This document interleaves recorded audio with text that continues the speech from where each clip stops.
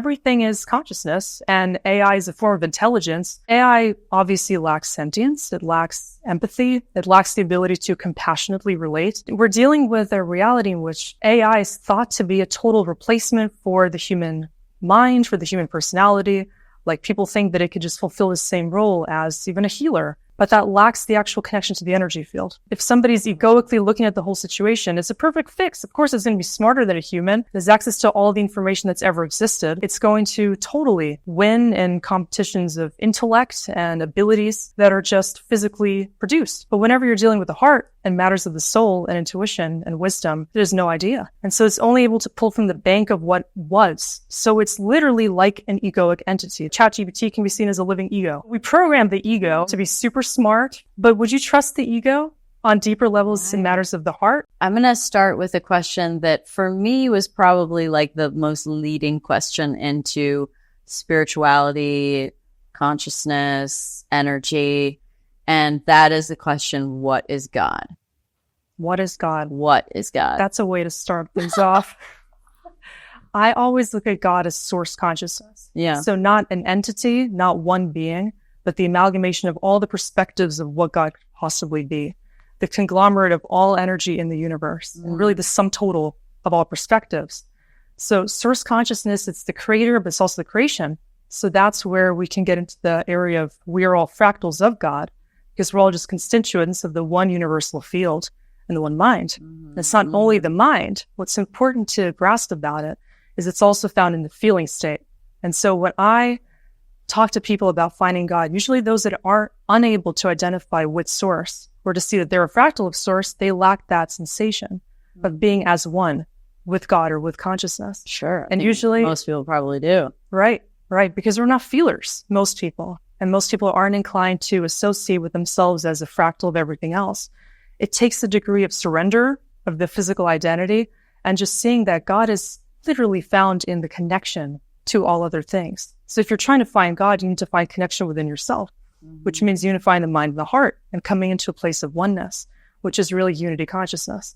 So God is less of a physical entity or a noun, more of a verb, I'd say, more of the state of everything coming together. And it's really a composite of every dimension and every physical and non-physical experience. So for us to find God, we need to find a state of being as part of the one. And that's really the closest we can, I think, identify God, because it's not really anything that can be summed up physically. It's really just an energetic experience. How do we feel that? Like, give me an example of when you do or how you have, or do you always live there, or is it a moment? Yeah. God, the experience of being with God, I often feel in nature. That's, I think, the most easy way to get there.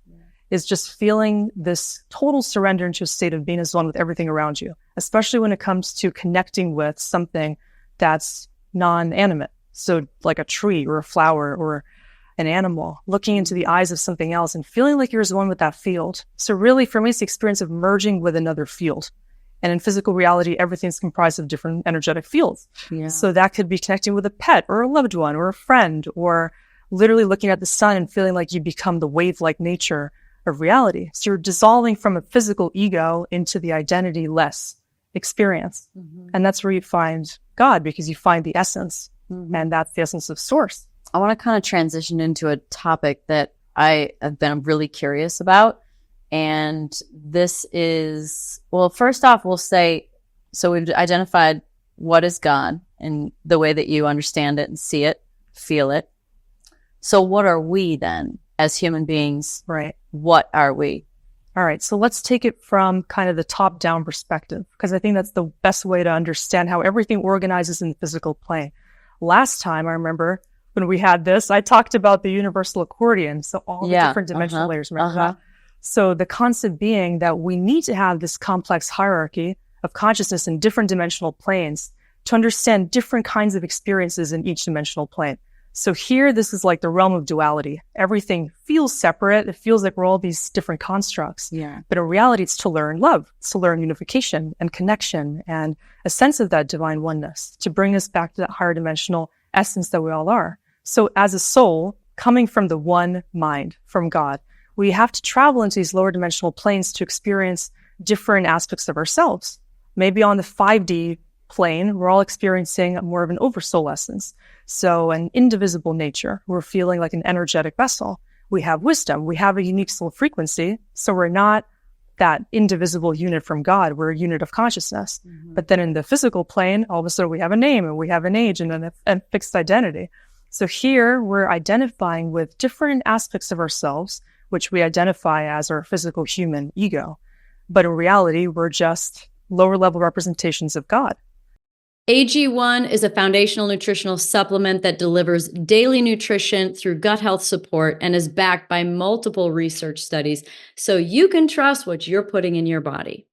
I trust AG1 because, unlike so many products, their entire formula is backed by research studies, not just the ingredients. Over 14 years, AG1 has been focused on innovation with a trusted, nutrient-dense blend that's the perfect complement to my diet. I can trust their research and how they're validating the product working in the body. AG1 has been third-party tested for safety for years and is trusted by experts and medical professionals, giving you one less thing to research.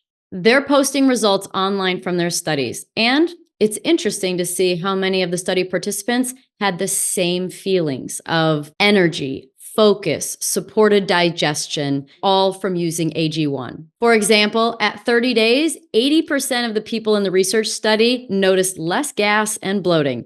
97% of the people in a research study felt more energy. If there's one product I trust to support my whole body health, it's AG1. And that's why I've partnered with them for so long. It's easy and satisfying to start your journey with AG1. Try AG1 and get a free 1-year supply of vitamin D3 plus K2 and 5 free AG1 travel packs with your first purchase at drinkag1.com/prettyintense. That's drinkag1.com/prettyintense. Check it out. So we're each, I think, a personification of source. We all have a unique purpose, a unique ability, different personality traits, and we're all just different colors of the spectrum of consciousness, representations of the rainbow spectrum. And we need individuality to understand oneness on a more fundamental level. Because colors are waves, like our wavelength. Exactly. Right. That's why you need the morning sun for the red, and music too. Music is a frequency. Right. It's a note. Everything's kind of connects in that way. Explain that interconnectedness then. Where is there a separation between the wavelength and anything else? Or is that all that there is? It's all that there is, but it's not everything that we can perceive. So the issue is that perception comes in the way of understanding that essential oneness. And I think that when we expand our consciousness, what's really happening is we can perceive the higher wavelengths of reality, the etheric experience.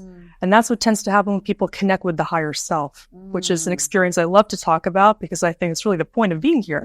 We're understanding how the higher self created all of this, the elaborate dance of life, the contrast, the trauma, the pain, suffering.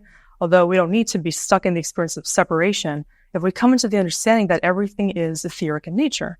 So that means we can take anything that feels separate, fixed, away from us, and we can integrate it. And that brings us to a place of understanding energetically what that experience is creating. So everything can be translated into some kind of an energetic dance. That comes down to every relationship and literally anything we're interacting with, drinking water or a physical partner or just the way that you're feeling and sensing reality. That's a relationship in and of itself. And so I feel when people connect with their higher self, they can pick up the subtle frequencies a lot more. And that's why you can tap into your intuition and feel things. And then there's this experience of looking at everything in a dimension of feeling.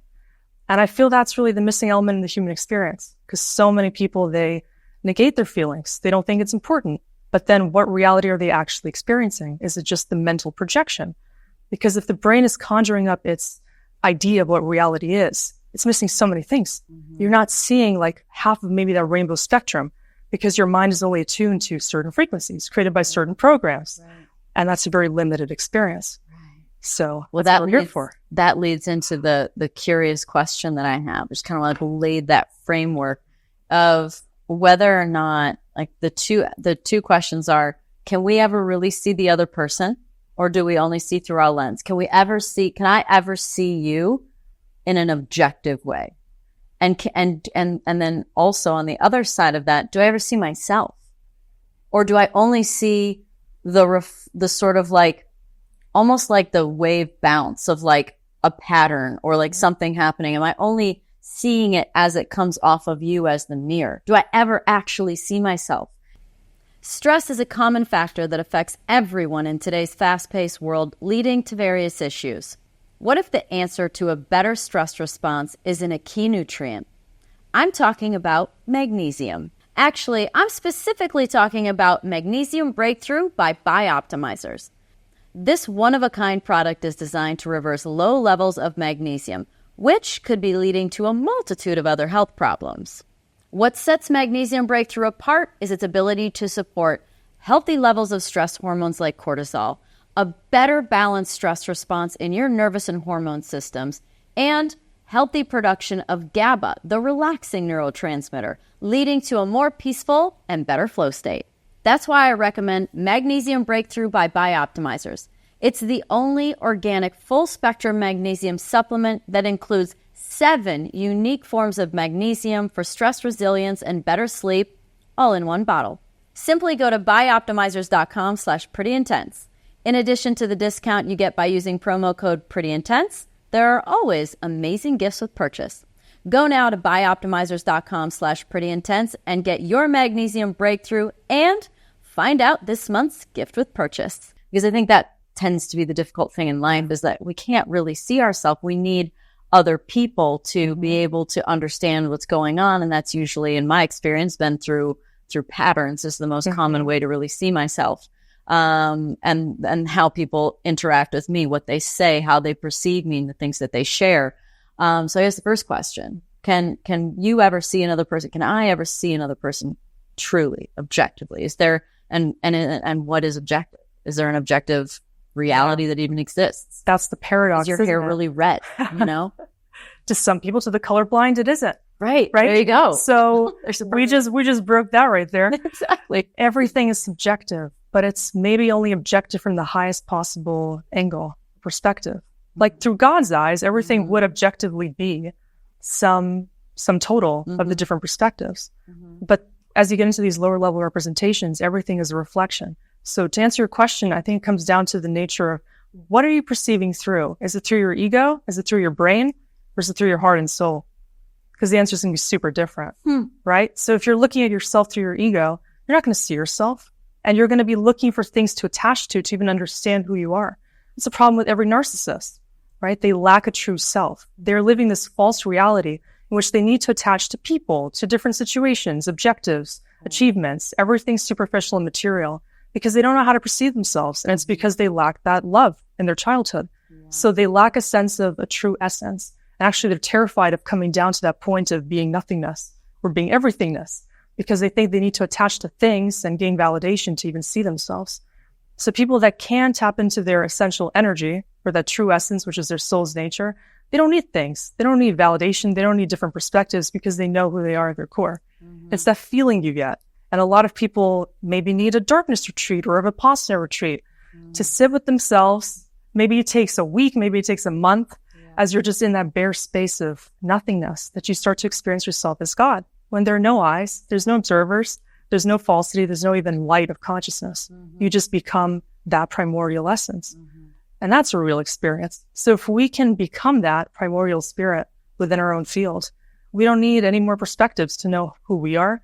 And that's also when you gain empathy, because once you get to that base layer of oneness, and I see myself in you and you see yourself in me, and we see God in all these different representations of the one, then we're looking into the soul of the other person. We're not looking at them to their physical makeup. We're looking to feel, really, is there a resonant frequency that's coming through in that interaction? Do we feel their authenticity? Do we feel their purity? What are the emotions there? Because if somebody's showing up in a false way, the true people can really pick up on that, right? It's that energy of realness. And we have to be in tune with ourselves to even know that. It's just the energy maybe that we're resonating with, as opposed to we're resonating with frequencies, as opposed to what I would just generically call seeing the other person. Yeah. Is that what you're trying to say? Well, there's different things that you're picking up on the energetic level. Like you can be picking up on the influence of their parents on that person. Yeah. Because in large part, even the identity and the personality is comprised of all the past experiences. So you're seeing essentially the effect of all the causes that person didn't even make.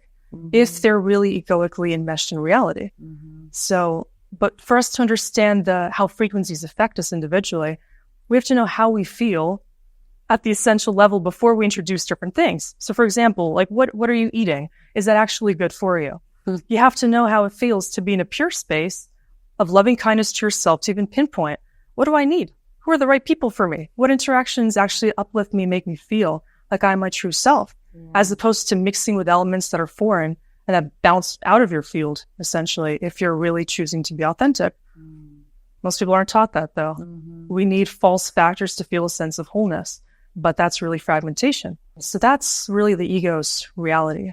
It's a fragment itself. So let's say a small child feels a sense of inferiority. They're themselves, they get rejected, they experience pain, maybe their parents don't focus on them, or they feel insignificant, and so they start attaching to different things to gain that validation and love and affection. And then they start to pick up these different ideas of what it takes to achieve that experience of love.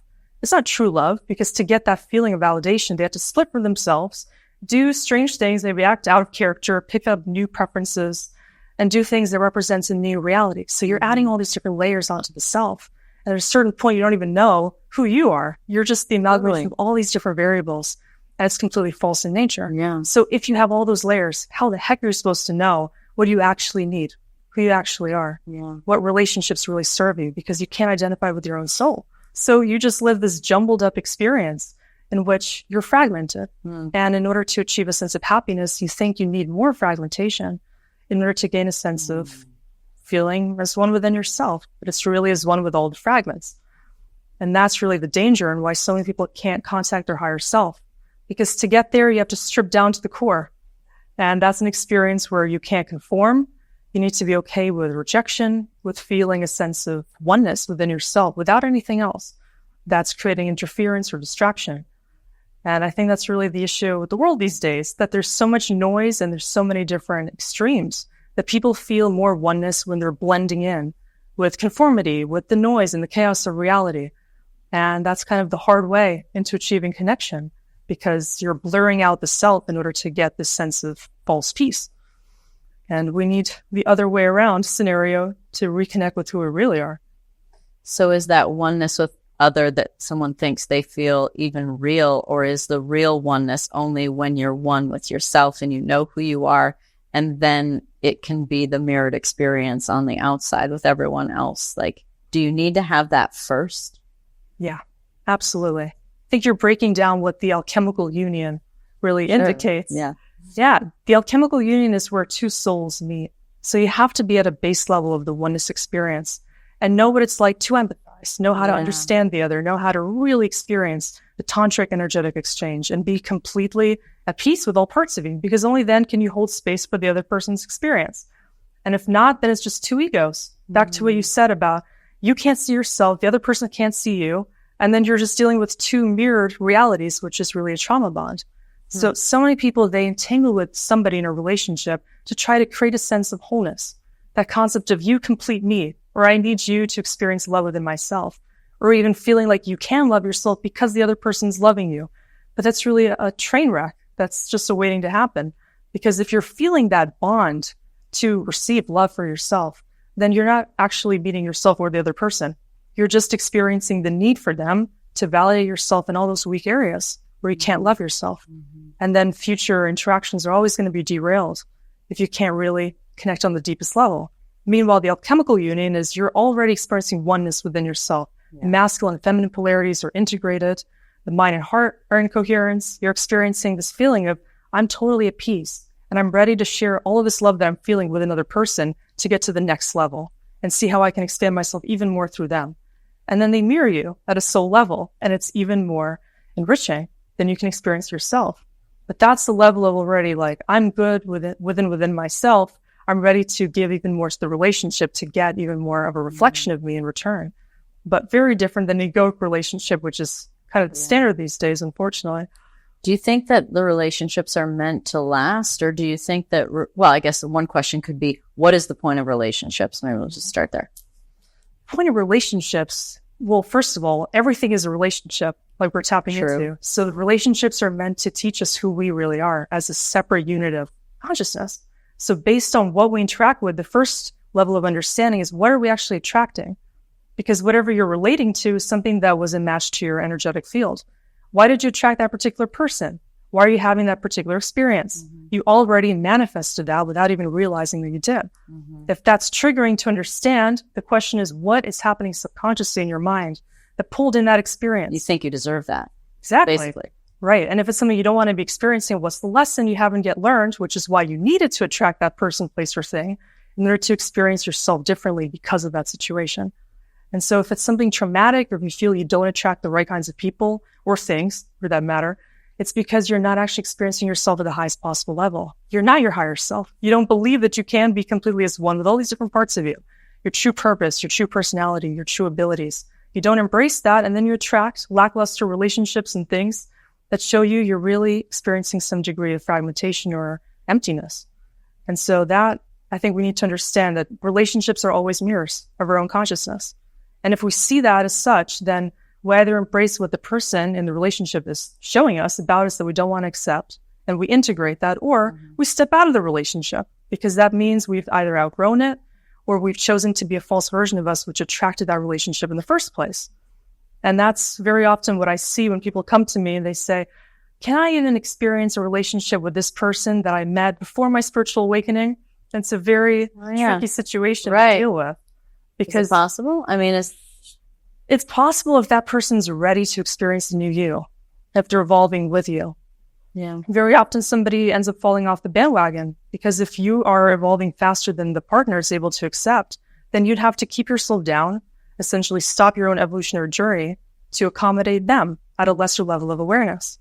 And so it's not even about judging the other person. It's more about parting ways peacefully if you realize, I can't really be myself with this person.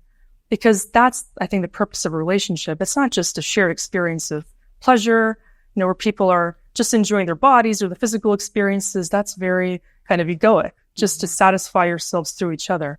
But if you really want to achieve the maximum growth that you only can if you're with the other person that's reflecting different parts of you, then if you can't experience growth, what's the point of the relationship? Right. You stop experiencing the maximum potential. So then it makes me wonder, is each person able to deliver a certain amount of growth potential because they're still the same person essentially to give you this sort of plethora of lessons? Are we meant to stay with one person, or is it really like if you're on a growth path that it will be hard to maintain the forever because you choose growth over consistency, over the other essentially, choose yourself, I would say. Very curious about that because it seems like relationships are meant to teach you something. Yeah. And if it teaches you something, then it seems like the lesson's over. Well, that's the reality of a karmic relationship where maybe a soulmate that has to come into your life to teach you a certain lesson, but they can come and go. But the issue these days is I feel a lot of people are approaching relationships in a totally different way, like the opposite of what we're talking about. They're not soulfully there for the full experience. And so it's transactional. It's kind of a reality of I want to experience something else that this person can give me, or maybe I just want to see what it's like to be with that individual. And so you're just infatuated with their identity. And if you just grow tired of being with that identity, or you don't like how that feels after a certain period of time, then you just swap for another partner. And so that's like kind of a come and go scenario. You're not actually there for the growth. You're not there to invest fully. And I see a lot of men actually, they're not willing to go all the way. Because let's say they're egoically living their life. They're committed to work. They're committed to achievement. They want a woman that's just kind of a trophy for them or that gives them a certain experience. But if they're not there for complete growth, they're going to be of the mindset that if this woman is too demanding or maybe she wants the full package deal, her heart and soul are in the relationship, and that's more than he wants to offer, then he's just going to keep switching for relationships where he can stay at that egoic level of control. If he doesn't want to surrender, if he doesn't want to really give his heart. And so a lot of people are finding themselves even spiritually invested in a relationship where one person maybe wants to be there, but at a certain level where it's convenient or they can maintain their ego and not experience that harmonious evolution to the next level. Because that requires sacrifice to a degree. That requires taking that person as a part of you and empathizing deeply and dealing with the uncomfortable feelings and different difficult experiences. What is the biggest thing that categorizing men, women, what is the biggest thing that men or the masculine in the relationship needs to heal or do a better job with? And what is the feminine or the female need to do so that we have more potential for this alchemical marriage where each is whole in itself to come together? What is the wound on each side? Yeah. I want to take it even to a higher level, because I think we can begin by really unpacking that both partners, male or woman, they have to go through the same kind of alchemical union within themselves. So the first thing is realizing we all have masculine and feminine polarities within our field. And so that energetic union needs to be first at the level of, can you think and feel in tandem? Can you surrender the sense of control? Can you allow yourself to be with another person and to see them and to take their needs as a part of your own? Can you let yourself prioritize certain values? Are you actually mature enough to be in a relationship where it's not just all about you, and you're actually there to experience evolution and caring and compassion? They're really such fundamental values, but I feel so many people are disregarding them these days because they're so in it for what they want and need. That's a big issue. So men need to learn very often, because of just patriarchal standards and different values that a lot of boys have, to also be with their feelings. Because if they're really with a feminine woman that's done the work, they need to be able to hold space for empathy, be compassionate, really feel her, slow down their pace, be at the level of complete presence and devotion to her and to her needs. Because if a woman's there to really give the man what he can expand onto his heart and soul, the highest level of purpose, he needs to be there to fully feel and synthesize and synergize with what she's projecting. And it's going to be very subtle. There's a lot of deep energetic truths that the woman offers that men often are triggered by. Like, a woman starts to speak her heart and she's really sharing what she's somatically picking up on is off. And men are like, no, I don't want to go there. That's too loaded. Or maybe it's just too triggering because his ego doesn't want him to see that's a reflection of him. Maybe doesn't want to deal with it. It's doesn't want to soften. Unfamiliar. Exactly. If he doesn't want to be at that level of the feminine's divine experience, then the relationship's going to end, because the woman needs to know to prioritize her deep feelings. But the opposite can be true too. So a lot of ladies these days, they're also in a hyper-masculine flow. And I feel that's also a big issue. Either you're too masculine all the time and you can't slow down, you can't surrender, you can't be in your feelings. And then it's tricky to experience the deepest level of love and devotion. And then you attract the same thing, maybe a man that's more toxic or abusive or neglectful, and you want more, but because your heart isn't supporting more for yourself as part of that deep, compassionate, self-loving experience, then he doesn't give you what you really need. But then the opposite end of that spectrum for a female might be a lot of feeling, a lot of empathy, a lot of compassion, and then you attract a narcissist. And then you end up feeling depleted, degraded, disrespected, and so many women are allowing that experience still. And I feel we're going through a wave of a lot of women that are realizing they're not experiencing what they deserve.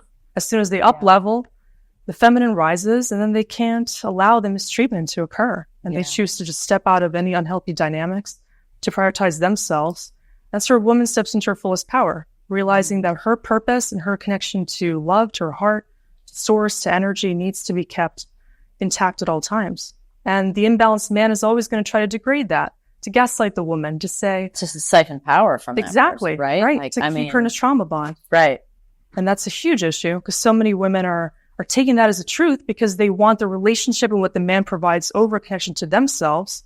If they have, let's say, a father wound or some other issue where they can't really see their own power. And so they stay in those relationships, disregard themselves, and slowly change over time and morph into less of a feeler, less of an empath, or kind of a wounded version of themselves. So both parties need to do the work to step into their power, to merge the polarities, to think and feel in tandem, and to really be sensitive to what's the point of the whole experience. Because to have a really enriching relationship, we have to really realize... What is the point? Exactly. Where are we going from here? What is the point? What do you think the point is? And what's the next level? Like, what is the point? The next level? Well, I think the next level is being in oneness all the time. It's a game changer. So that's a person that's devoted to living most purposefully. Really just creating oneness at the level of the physical, the mental, the emotional, the spiritual. It's a big ask, but it's a big thing to devote yourself to. And if you're living your life consciously, intentionally, if you're aware of everything you're doing physically, how it's affecting you, you attract a partner that's naturally more intentional. And so those are the relationships that last possibly forever, like you mentioned, because they have the same needs. They're committed to the highest point of expansion, basically living in oneness all the time, as much as a separate individual can. So just doing your best to create that balance. Do you ever even need anyone else? Like, do you need any one person? I would imagine once you get to that point, you're all one. Like, it's not just like the one, like, hey, cutie pie. It's everyone, right? Right? I feel like That's the that true. That's the ideal, right? Sometimes that can be a kind of a coping mechanism, though, from what I've seen. There's an archetype you're outlining, like the lone wolf archetype or the martyr, kind of the monk that goes into the mountains, which is not necessarily a bad thing, of course. But there are people in the matrix that don't want to be enmeshed in the matrix. Let's say they've dealt with a really traumatic relationship where they're feeling just the pain of the entire world. They feel everyone's against them. They don't want to possibly experience the pain of another difficult relationship. So they ostracize themselves. They go into this total hermit mode. Everyone and everything's out to get me. I'm going to not share my energy. Sure. I'm going to deny myself even the possibility of union with anybody else. But the paradox of that is if you're doing the inner work and if you're choosing the space of inner unity, then once you come out of that space of isolation, you learn yourself, you understand who you really are. The person you attract is going to see that in you. So why stay in isolation? I think that we need to surrender this concept that, you know, men or women might be primarily toxic or might be treating us like our partners did in the past, or might be like our parents were to us. So a lot of people are associating the future possibility of their relationship as a reflection of their past without realizing that that transitory period in between, when they come out of the painful relationship and they choose to evolve, they choose to learn the lesson, they choose to really understand what was all of that pain for. Yeah. If they change in the process of that, the next time it's going to be totally different. Yeah. And so we don't need to be alone. We can be as one with everyone and everything, but also have that divine partnership, which I think is a beautiful thing. And why deprive yourself of that? Right. Right. Oh, I agree. You said archetypes, and archetypes is something I've always been really kind of curious about. And it kind of falls underneath this whole idea of frequency as well, that there's like maybe frequencies of people. But are there just archetypes? Does everyone fall into one, or is it just easy to categorize? It's just a helpful funnel, or are there just truly just sort of like archetypes or a certain frequency of people? Well, I think it's part of the notion of we're all part of this color spectrum of consciousness. Yeah. So our soul wants us primarily to understand and experience a certain archetype. And that's going to come very naturally to you. And it's really the primary personality. Before the trauma, before the conditioning, children usually show in a particular archetype. I mean, there's a level of sameness, just being a child, being the essence and the purest identity. But then you naturally take on certain inclinations. You might be more active. You might be more creative. You might be more inquisitive, introverted or extroverted. Usually that's seen very early on. So if you embrace that and you continue to expand on that experience, you want to experience more expressions of you. And that's super authentic. It's just your identification with energy in a certain way. So I think we all have multiple archetypes. And we can also change our archetype. Yeah, that makes sense because you change your frequency, right? Exactly. Right. Change your tune. Right. And I think on some level, during the entire soul's journey, we experience all the different archetypes. Because wouldn't we want what journey? The one human journey, or what journey? The soul journey. Maybe not Where's this incarnation. Maybe into all of it. I mean, if we want to get really deep, let's just assume like Source had to collapse itself into every single archetype, every reflection. What if we're actually every archetype? And we have to experience all the different perspectives at a certain point. But right now, as an ego, we can't entertain, we can't fathom that we could be the opposite archetype. Like, for example, if you do a Myers-Briggs personality test, you get that type, and then you look at the exact opposite, the reciprocal of yourself. Usually that person's going to trigger the heck out of you. You can't imagine being them. Maybe you're an introvert, they're the extrovert, or they're the unintuitive, not feeling person. But maybe for you to get into the feeling perception, you had to first emerge from that archetype. Sure. Maybe it took you a few go-rounds around the matrix experience to get to this point. But that allows you to really understand the functionality of every single archetype. The point of it, not to judge it, not to repress the differences in the human experience, because some of them are less integrated, less aware, maybe less able to comprehend reality at your level. But if we take all the frequencies as a part of an essential experience, that it needs to be that way. The Source is actually creating this experience for a mass balance. And maybe we need some of the trickster archetypes and the lesser archetypes to create the balance. And to help us evolve if we're at a higher sort of frequency or archetype, because we wouldn't be able to without the shadow, the dark side. And the ultimate archetypes are like Christ consciousness versus Satan or the devil, and the different aspects of that which are reflected in every single human being. So if we really get into the nature of our psyche, we can see all the different archetypes reflecting at some points in time, just relative to the matrix background that provokes us to be every aspect of God. We all have that dark side. We all have the light aspects. Right. But what do we choose to really embrace as us? If it's only one, especially the dark aspects, that can obliterate the true self and the need to be in this higher octave of consciousness. Because we can even be triggered by something else, it means we're aware. We know it. Like it's in us. Right? Because otherwise you'd have no idea. You don't know what it's like to be an extrovert when you're an introvert. You don't have any idea what it's like to be a murderer when you're, you know, like you don't have any, there's zero resonance because if you didn't have it, but the fact that there's any kind of charge at all to any of it and awareness means that it's probably in us. And it's just this like prism that's just sort of like shining a certain facet at some point in time. Right. And the question is why? Right? Why do those archetypes exist? What is it for? Especially the dark ones. Why? Like you said, we get triggered by them, but the purpose they're actually serving, you can crack through the resistance to those lesser sort of archetypes by understanding they're so fundamental to the human experience. Some have to experience trauma to excavate their true self. Some have to come into this experience without so much trauma, but then the world is full of trauma, and then you have to meet those lesser archetypes all around you to understand how to preserve your true self. So the battle comes through either direction, either in the inner world, essentially through your early experiences, or later on. And the experience has to be to push you past the comfort zone. Not going there. No. Well, we have to. Otherwise, we keep coming back. True. We stay stuck and stagnant. Lessons have to be hard for them to work. Until we learn.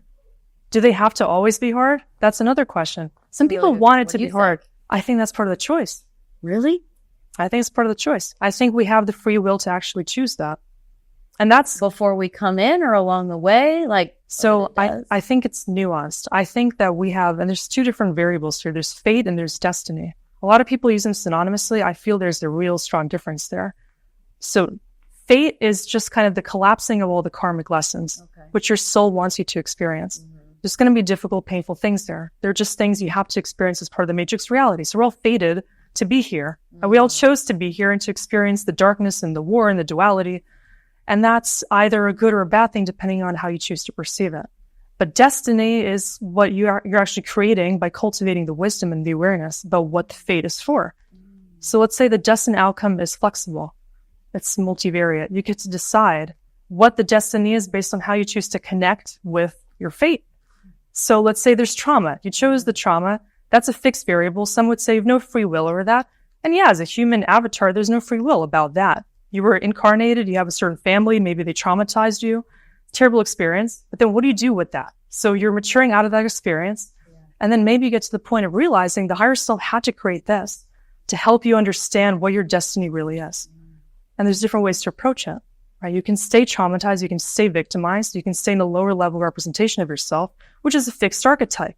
So the fate is really experiencing a fixedness to the archetype that was created for you on your behalf. Society, parents, conditioning models, whatever it is. It's your 1.0. That's it. There you go. There's Gabi 1.0. Are you going to graduate? And to me, destiny is sounding like it's what you create. You said it's what you create. So your destiny is not predetermined, is what it feels like. I'm hearing it's what you create here. Your fate is something that comes in.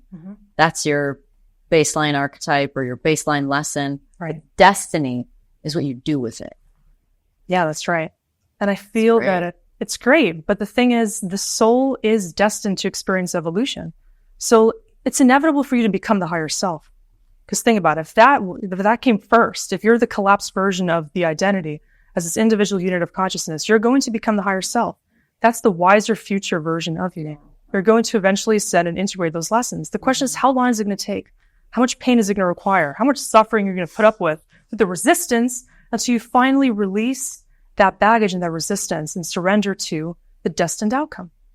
So I think we can expedite the journey into the destined version of the self, which is the higher self, connecting back with source and the higher truth by choosing to surrender ego's fixation to the illusions, the control, the separateness, and the fighting against what is, because it's ultimately for your betterment. I do think that the lessons have to be hard. That's my opinion.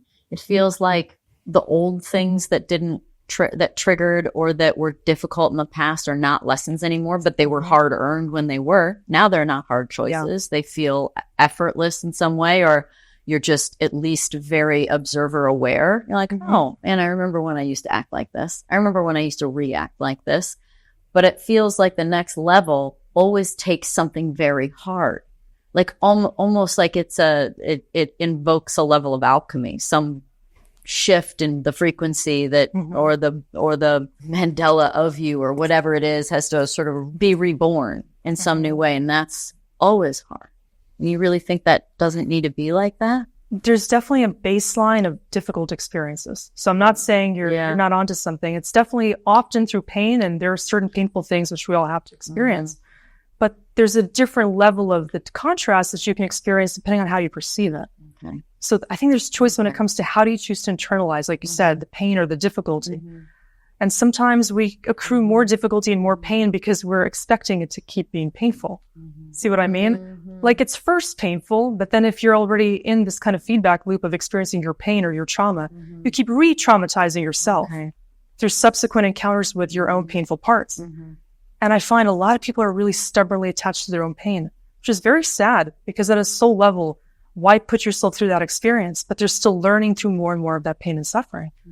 Because maybe they don't see there's another way. I've heard you say something, and this is something that I experienced and I tried to articulate while I ate an edible one time. And it was very funny to try and articulate, but it was this frame rate of consciousness. I just like, I'm looking, and then all of a sudden I'm here, and like I'm losing frames. I do process pretty quickly. I think quickly. I do everything kind of quickly. And so I feel hypersensitive to anything that takes me down because I'm like so used to, I would call a high frame rate. Feels like that to me. So anyway, that's my silly experience, but I literally used losing frames as my reference. So how does that frame rate change from person to person? What's the meaning of it? What's the role of it? And is it possible to develop a higher frame rate? I know it's possible to develop a lower frame rate based on an edible. Right. Maybe the higher frame rate is mushrooms. I'm not really sure. Maybe the higher frame rate is obviously breath work, it's meditation, it's something like that, of course, too. But, but I'd love for you to dive into frame rate because it resonated. It's cool. It's an interesting way of looking at it for sure. Let's start with psychedelics. Why not? They definitely alter your frame rate. Depending on what you take, I think every psychedelic has its own frequency. And so when you take that as a part of you, it changes your own personal frequency. You merge with the plant's consciousness or whatever it is, the substance that you're ingesting. And so when that affects you, it's either slowing things down or maybe it's speeding things up, and you're able to perceive different things. You're not really yourself because your consciousness is altered. So you're becoming an extension of what that, that body of consciousness is able to help you interpret about reality. People feel differently on every single psychedelic. Some people use it to enrich them. Some people are just blurring out reality. They're drowning out their emotions. Other people are using the slower frame rate to understand and integrate the things that normally their brain isn't able to understand about them. And so if we use psychedelics in a very healing way, we can understand that that helps us kind of sift through the different things that we're usually not focusing on more carefully. We can use that to integrate whatever realization, perspectives, and somatic sensations are coming up, because it's helping you be present with the things that normally you just don't want to be. Subconsciously, that trap door opens up, and then you're able to access Pandora's box, everything that's been suppressed, everything that's been just beneath that veil of your own awareness. So the issue with, I think, sometimes taking psychedelics and going back into the world and experiencing yourself with that memory of what you experienced is you could use it to egoically become enmeshed with the awareness. So some people experience kind of, I'd say, a false sense of enlightenment when they're on psychedelics. You literally are able to perceive through the frame rate of source. So you perceive yourself as God temporarily. And that's it. What does that do to an individual who is now back into their egoic form? You're like, I was God, and I literally saw through the lens of Christ consciousness or source. I was transcended. I was enlightened. You were back in that frame rate. The question is, what happens if you're back into your frame rate? That didn't permanently alter your frequency. And now you're back to having to choose all the different variables and factors in your life to come back to your own frequency. Now, what really is that frequency? A lot of people are lost when it comes to the assembling of different factors to create the reality that is most authentic. And so if people come back from psychedelic journeys and they're not permanently changed, and they're using that kind of exalted sense of self, which is, I figured it all out, that's a massive warning sign, because you've remembered that feeling, but it's not actually you. You had a glimpse past the veil. But now try to retain that feeling. Try to be as one with reality in that same way that you were at that frame rate.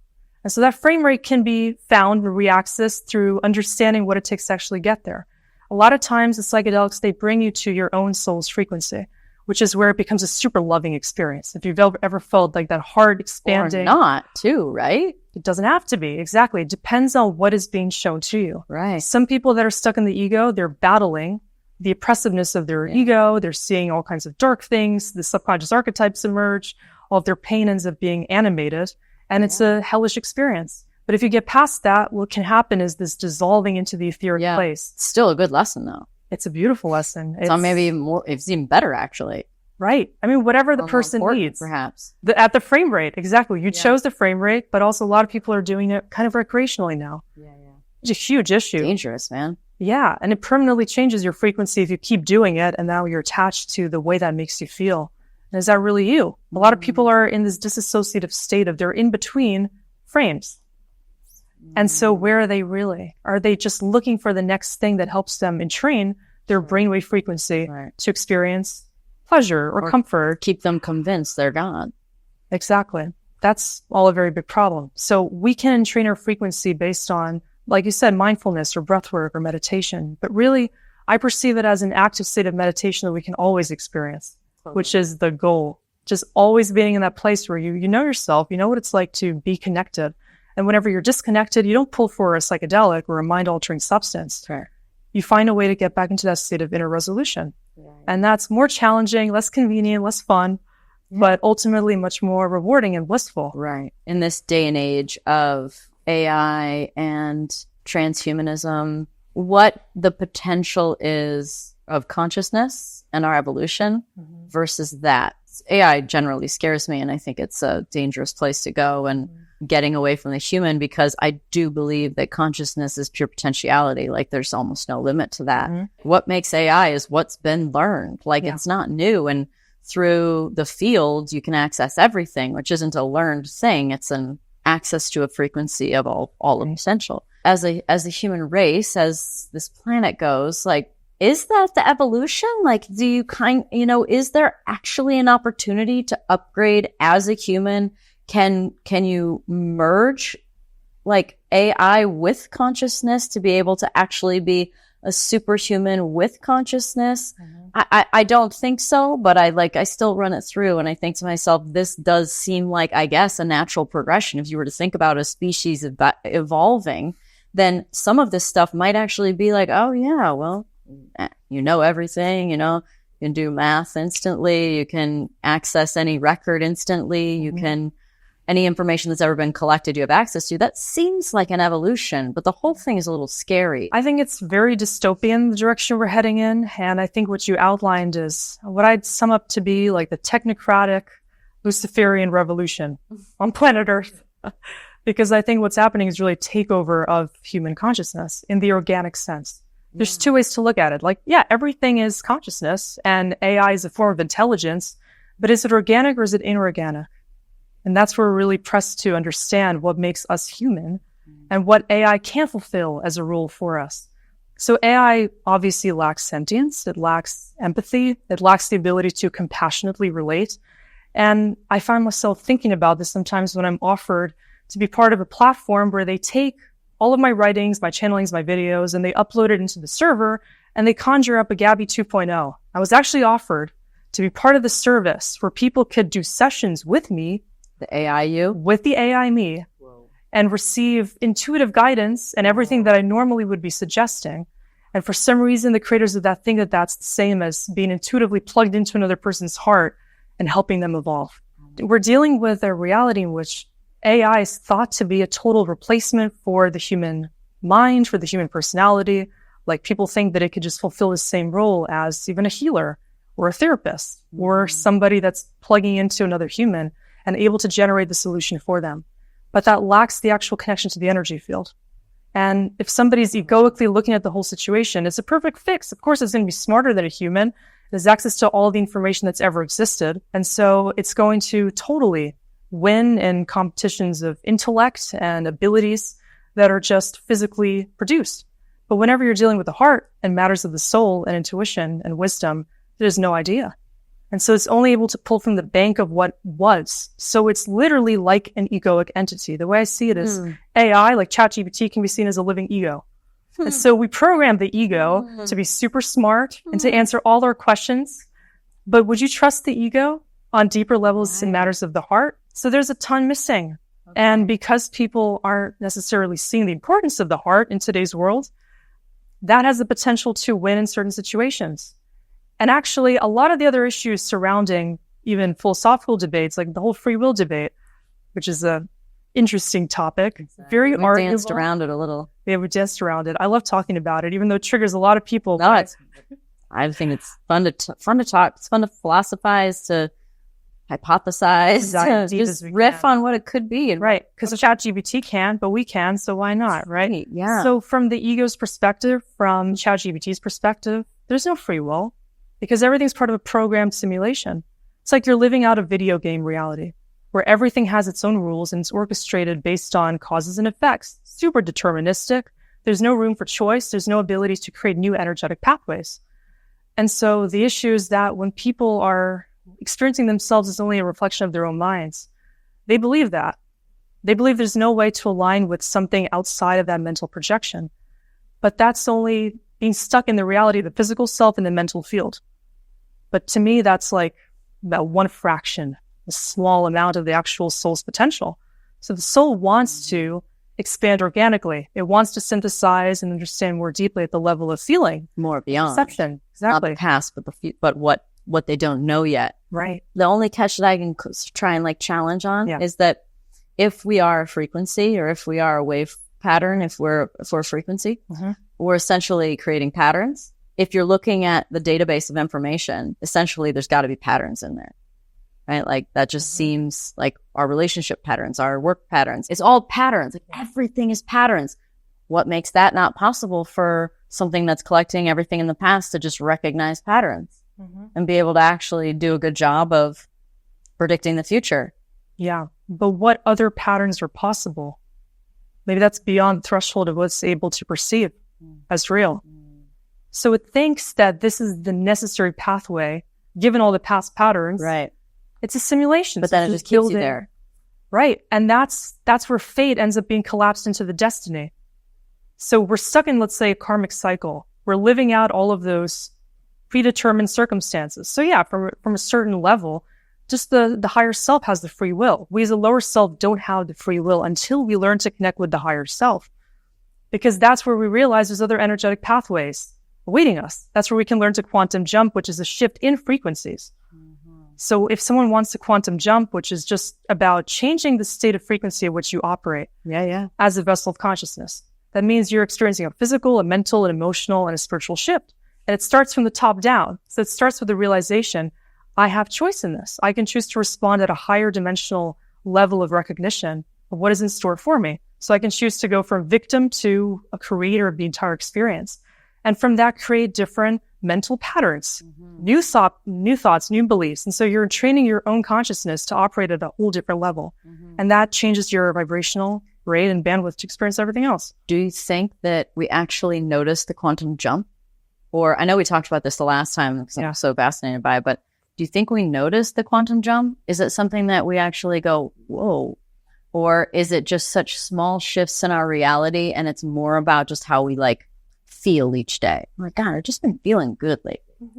Like, do we notice? I have this imagination for 3D, 4D, 5D dimensions, quantum, timeline jumping, all that it's actually like you just land in it and you have no idea. Like it's just a carry-on situation. You don't go, oh crap, I remember when I was back in 3D with the, and I was really angry about this all the time. And those people I hung out with, I have a whole different friend group now.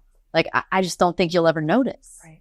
A lot of quantum jumps happen to take you there, right? So whenever you're looking back in retrospect, it's easy to see when you quantum jumped. When you changed your appearance, when you decided to go through a massive life transition, you changed relationships, you moved places, you maybe changed certain personality traits, you went from super reserved to more outgoing, or you just made certain decisions which were unlike you relative to the past self. Every time you're faced with that crossroads, let's say your energy goes in either direction. So you're choosing which factors and opportunities you want to collapse into your field of awareness. Every time you have that feeling of I can go in either direction, there's maybe fate and there's destiny there. There's listening to the ego or the programmed self that says there's no free will. Choose the same old.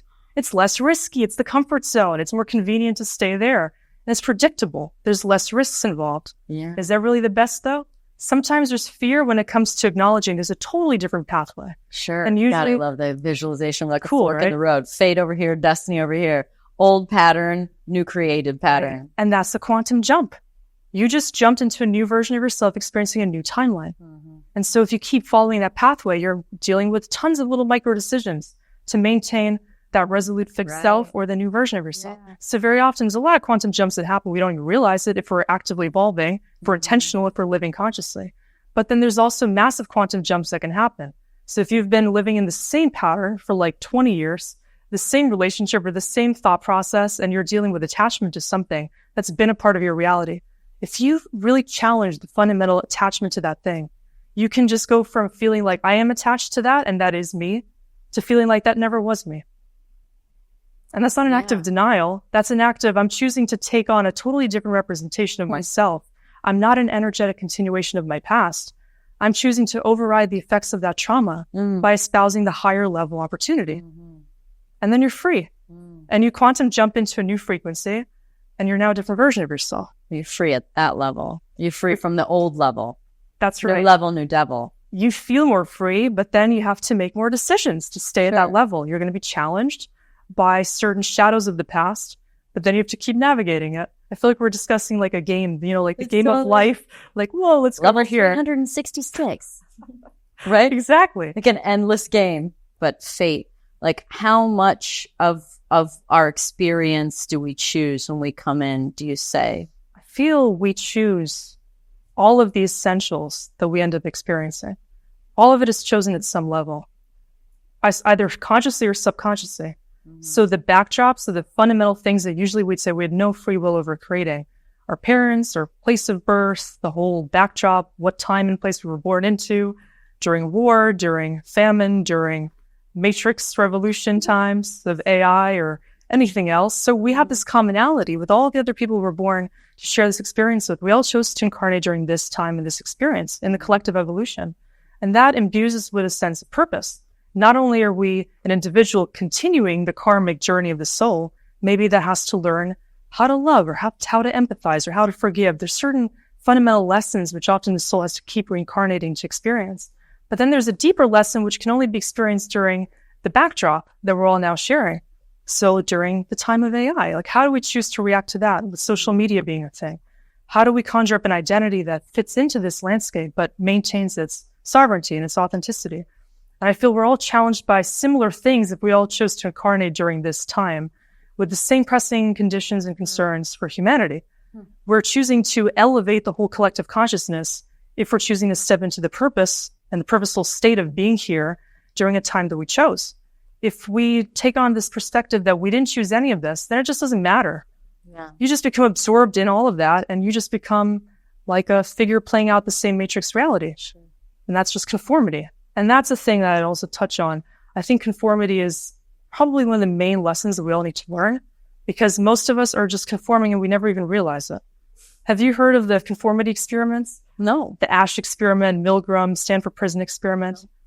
This took my own expansion to the next level because I always felt this deep down that I don't want to conform, that I don't want to be like a slave to the matrix. Yeah. But the experiments are so telling. So one of them, to give you an example, the Solomon Asch experiment. There were a lot of experiments done in the 1900s by psychologists under different conditions just to see humans' ability to maintain their own feelings.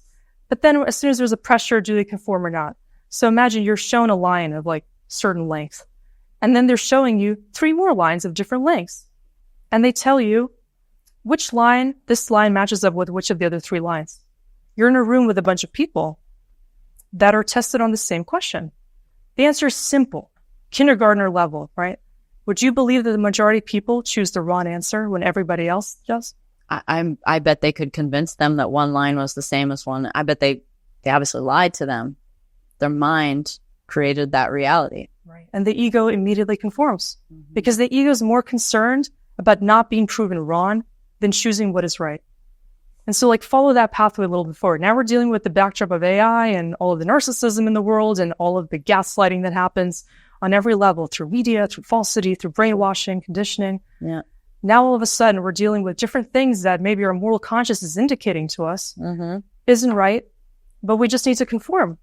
So we easily isolate ourselves from those deeper feelings. We create this barrier to entry in our own inner world. And we don't want to acknowledge the deeper things, even though we know they're true. A lot more true than even seeing that line outside of us because it's just a part of our own makeup. And people still aren't able to do it. And there's another experiment, which is even crazier to me because it tests this moral conscience super, super strongly. And that's the Milgram experiment, where somebody's tested on their ability to choose what feels right when there's a little bit of an oppressive situation at hand. So imagine you're looking at this room and there's an actor inside of that, but you don't know that. And they are connected to a machine that delivers a shock.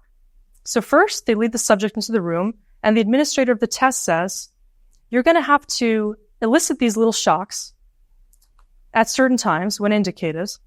And the person starts issuing the shocks. And to the person? Yeah, to the other person. So they're in charge of that person's experience. Okay. And so they start initiating these shocks when the light goes on to send the shock through, except there's a catch, which is the shock meter ends up increasing in amplitude. So the voltage keeps going up. The person starts to see the actor, goes from like a little bit of a pinch to, whoa, like that really hurt. The voltage keeps going up. So at a certain point, it actually says, dangerous, the lethal symbol is over there. You initiate that shock, that person's going to die. You would think 100% of the people would have the power to not initiate the lethal shock. They've been trained to the mechanism to make them do it. Exactly. So at most, the person feels the empathy. They're like, something's wrong. They tell the administrator, I really shouldn't do that. But they still go ahead and do it in the end. Overriding the moral conscience is that easy. You succumb to the pressure of the external reality. And if that's the case, how do you maintain your sovereignty when everything in the world is literally putting that pressure? We have to learn to outweigh all of the opposition. How do we do it? We have to try to see through it. I think one of the best ways is to question our reality and always maintain this open-minded presence. So if we know at a baseline level that there's so many illusions out there that we're always going to be facing different programs, different conditional intentions from ordinary people that want something from us to systems, government level, every level of simulation. We have to know that if that's happening, we need to ask the deeper questions and understand the intention. We have to be open to the feeling of what is that actually creating in us? Yeah. Is that trying to enslave our mind? Is it trying to rid us of feeling? That's what AI is doing. So you offer convenience like that to most of the population, and they take it on as, that's exactly what I need. It's a modern day advantage. And so they use that to stop thinking or stop feeling, or just gain an upper hand in situations where they don't need to be their full human potential.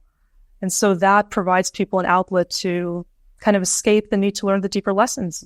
The moral compass, I just can't, I keep thinking about politics and how everything's so crazy right now, and how there's so many people that are seeming to, wake up to a lack of consistency or something that they used to trust they can't anymore.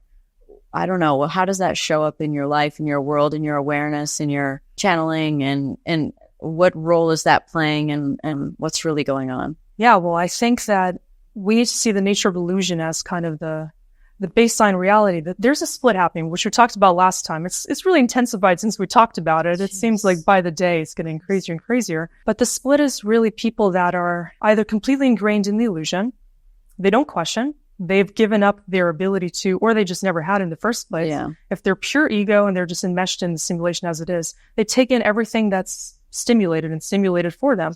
So they just become the receiver of everything that's outside of them. They don't generate the unique frequency. Yeah. They don't turn their engine off, essentially. They're just they're not conscious. They're not really conscious. So they're not that different from AI. That's kind of the agenda that's happening. I think there's actually NPCs. Oh boy, that's a triggering question. For you? I don't know. For me, I've answered it before. I've made a few videos about this. I'm inclined to feel that there are no NPCs because I'm always a feeler into, sure, every soul has their purpose, and a lot of them are not able to be conscious or be fully aware. Yeah. But that's the level at which they're operating right now. Maybe it's a lower frame rate. So they're not an NPC. Maybe we were that kind of an NPC in a past life or something like that. I would agree with you. So they're less I find developed. it hard to believe they're not real. Exactly. You know, I find it hard to believe they're just filler. But maybe just, you know, where they're at in their level of consciousness makes that reality for them totally acceptable. They're living a more karmic reality, karmic lessons. They take over their mind, and so they're living on that feedback loop of the karma. Yeah. So that's technically the NPC reality. Yeah. You're living out a program. But actually, people can go from NPC to non-NPC by learning to wake up their free will and use their consciousness. Right. So that's the choice there. So, yeah, okay, cool. So back to the split that's happening. So the people that are just experiencing the illusion as a part of them, and then there's people that see through the illusion. So open-minded folks, like a lot of the viewers, all the viewers, that are really looking for answers. They're trying to expand their consciousness. They're trying to live the most conscious, intentional life possible. This is my fan base. Like, I mean, all the spiritual videos both of ours go, and I try and talk about what supplements to take, and people are like, aliens? Channeling? That's a great way to begin.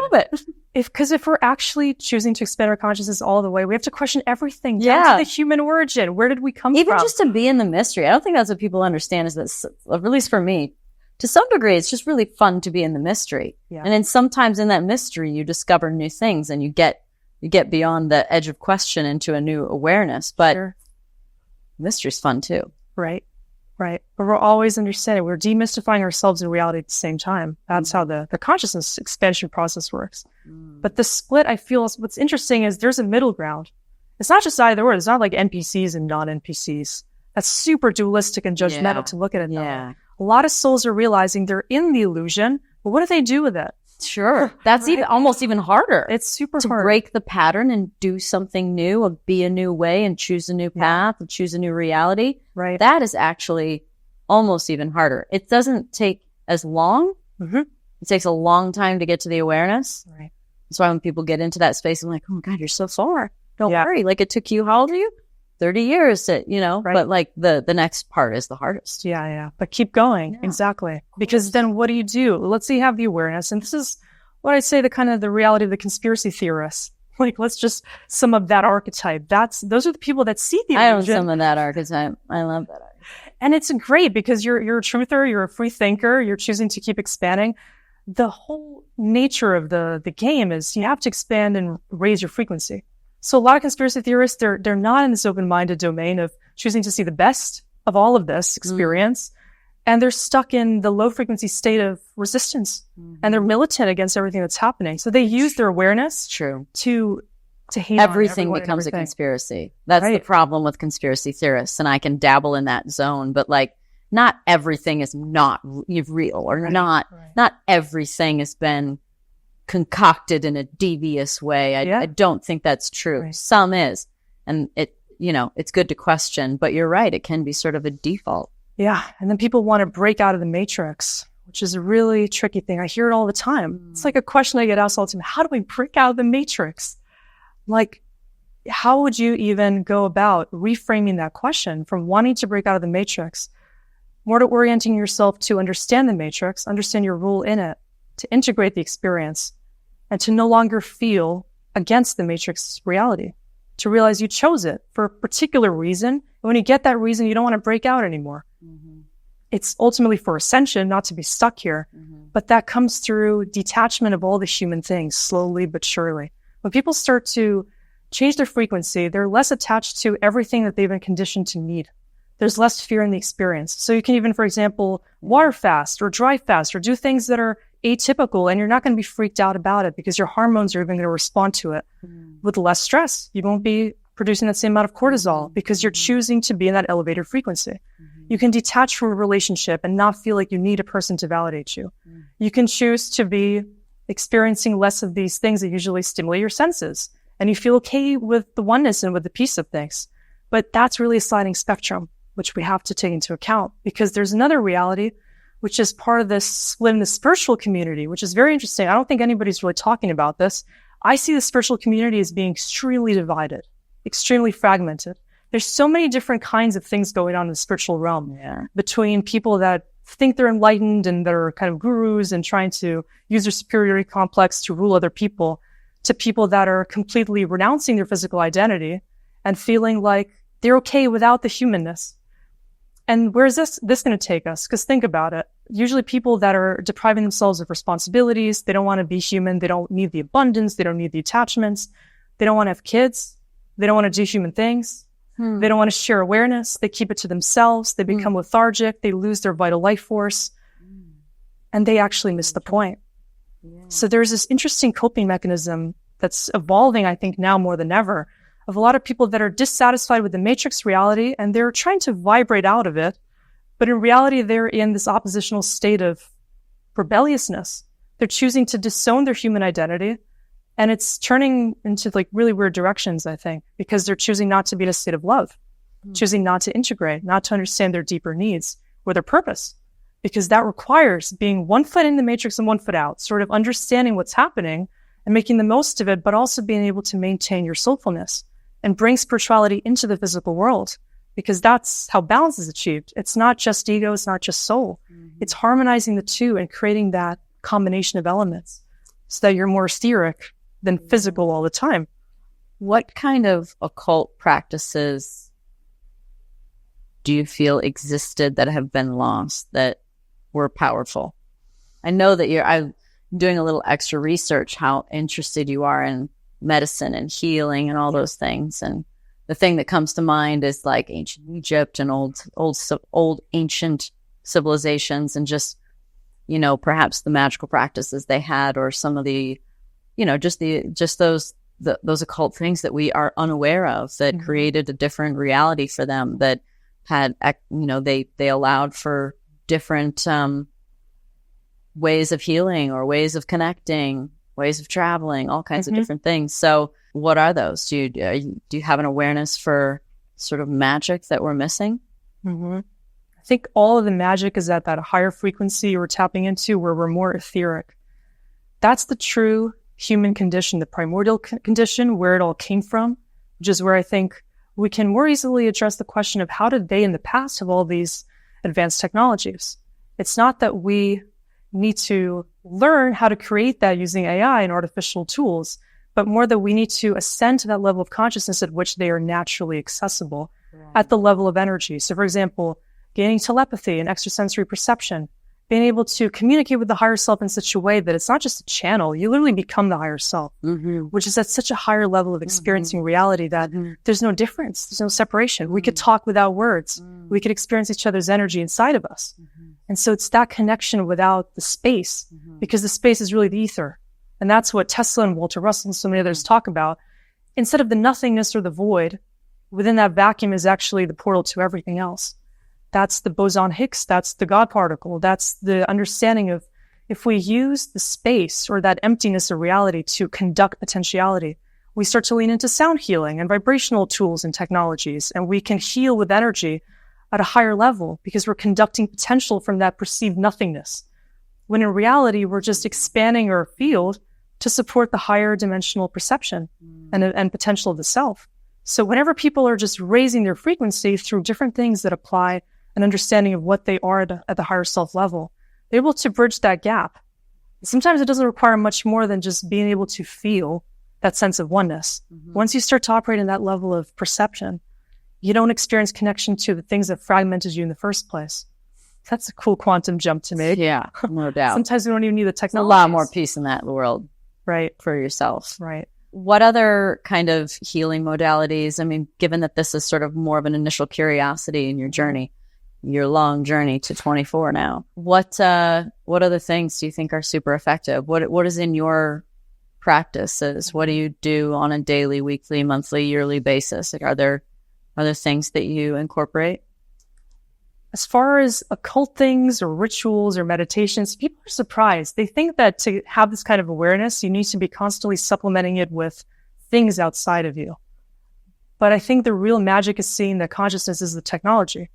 If you're super attuned to using it, you actually don't really want the other external things, because they're a way of connecting you to that potentiality, but then you have to sustain it. So even if we use, and there are certainly technologies I think are awesome, like scalar energy devices, plasma energy, healing. There's all kinds of new sound healing technologies, and even just being connected to the nature of frequencies outside of you, which can put you in that new state of consciousness. So we can use all these different tools outside of us certain energy healers that are ethical and that are really in tune, pranic healing, all kinds of interesting modalities. My mom was a pranic healer in the past, so I observed it. I saw what that is, being able to remove a migraine headache within a few minutes. That kind of wizardry, which is possible when you're using energy. But then at a certain point, you need to learn to operate your own consciousness to not be bringing that same condition back into your field. And so part of the issue is a lot of people are addicted to using technologies or outer attachments to get there. It's like looking for that magic pill or that conduit to achieving that state of coherence. And it's kind of an issue too with a lot of people that are introducing these different modalities and creating a reliance. It's almost like, going to the chiropractor every single week to get that adjustment, but then you keep running back because you're now needing that realignment coming from outside of you. So I practice kind of an approach of helping somebody else learn to get there themselves, learn to understand what caused the lack of alignment. And ultimately, you have to understand how mentally you've been fabricating that. So if you've been creating this due to a lot of different fragmented thoughts or beliefs or intentions, fix those things because they're creating the energetic schisms in your reality. And if you don't have any technology or any outside modalities or people to help you, you're more inclined to really ask the deeper questions. But of course, in today's world, people are more likely to just, smoke some weed or go to some place or some healer to try to get the solution. But there's a lot of, I think, spiritual codependency happening, or a lot of outsourcing of the power to heal yourself by going to somebody else that you think has gotten the awareness before you. We have to reclaim our sovereignty and our ability to create that coherence. And that's a huge aspect of the entire experience, like down to the point of, if you're creating all the fragmentation outside of you through your perspective of it, how do you learn to come back to your own 0 point? Because there's a point where you can experience that deep connection. Everyone has their own way of getting there. Me personally, I know that certain music puts me there. If I dance, we talked about dance before. If we dance in a feminine way. You've given me some dance suggestions. Yeah, whatever it takes to get back to that feminine flow state. For me, that's my magic tool. The feminine flow state, I call it. And that's whatever it takes to put you in a mode of surrender, flow. And that's actually for men and women. A lot of men are scared to encounter that feminine frequency and that flow because it's super oppositional. You don't really control in that state. You're just dancing with reality. You're engulfed in the sensation of all things. And I feel it's really inconvenient for a lot of people. So they're afraid of what that means to feel beyond them, because then they have to... I was afraid of the belly dancing class. Okay. I was afraid of it. That's okay. You do whatever suits you, whatever feels good. But we did take on this cool stripper class. It was like erotic, sexy dance. Wow. You wear heels, knee pads. How did that go? I got into that. That was fun. Oh yeah. Well, it's hard to separate because then you have to get out because you're learning a dance. So you have to get out of the mind and the order of everything and make sure you get it right. Then let your body move more naturally or more elegantly or sexy, feminine. Which can be the hard thing is in a 2-hour class to be like, okay, I totally have this memorized. Now I can relax. But I found it to be very fun. Good. Yeah. I thought you'd like it because it's a great way to exercise a different mode of experiencing yourself. It's back to that point of, how are you seeing yourself? Are you seeing yourself through the lens of the ego? Then you don't even let yourself experience yourself differently. So we need to let go and dance and flow and allow ourselves to also activate the sacral potential, because I think it comes down to that. A lot of people are missing the point of activating their own sacral potentiality, because the sacral chakra holds all the creativity, the sexual energy, all the ability to transmute that power into creation. And people that are either living life in a monotone way through their brain, they're not feeling it. They're not letting themselves really sink into the depth of what they're capable of. And the people that are maybe engulfed in feeling, but using it to limit themselves. Maybe they're afraid of how much they're actually capable of. And I was actually shocked to discover over time, through just dealing with so many people, how many people are afraid of their own power. It's baffling to think about that. They know what they're capable of. And at a certain point, they can pinpoint the dialogue between the ego and the soul. And they're aware they're the intermediary. They know they're creating the resistance because they don't want to allow that power to change everything else that they've conceived of. They don't want people to know their true self. They don't want to have to change their job or change their relationship or have to act on that purpose. Maybe they're just not ready to they're not okay with it yet, right? Maybe, but they feel it. And so whenever you feel that feeling of there's something deeper to embrace and to acknowledge, that divinity that's inherent to all of us, if we don't lean into that, then we're going to be lying to ourselves all around. Everything else is an opportunity for distraction and escapism. And that, I think, really sums up what we're dealing with in today's world is so many opportunities to just be that ego personality. Yeah. Experiencing distortion.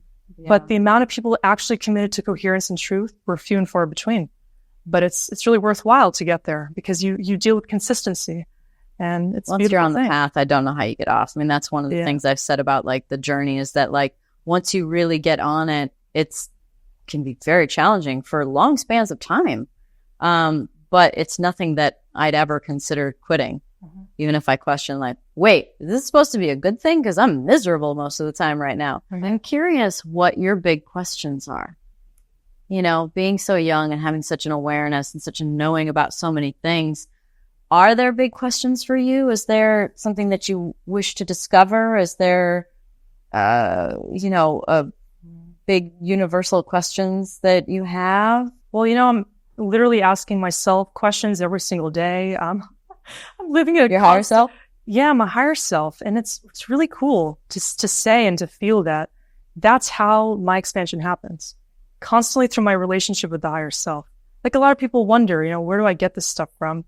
Being so young, it's not learned experience, but I am learning it over time because I'm becoming more familiar with the frequency of my higher self. Mm-hmm. Just like a soul dialogue. You're in like you're like in a dialogue with your higher self, literally, soul, or whatever you want to call it. We all have the potential. Yeah. We all feel that feeling, and it's a voice. Very often, it's an inner voice. Call it your intuition, even. Yeah, your gut.